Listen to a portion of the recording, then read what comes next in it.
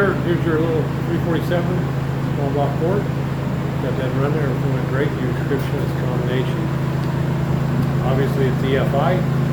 Got the Holley throttle body, Holley Terminator X, dual stick distributor. Got a set of our heads on it. This is our value series, 347. Got the Pro M manifold. March Serpentine belt setup up front. Take you in there, show you how to ran. Alright, down 3,500, it's 377 foot-pounds of torque. Like a peak torque right at 400. Peak horsepower 433. So we ran at 425 front end, so about 15, but it's got that open planet manifold, so it runs pretty good upstairs. So we get her off there, get in a crate. Come your way, have a great day.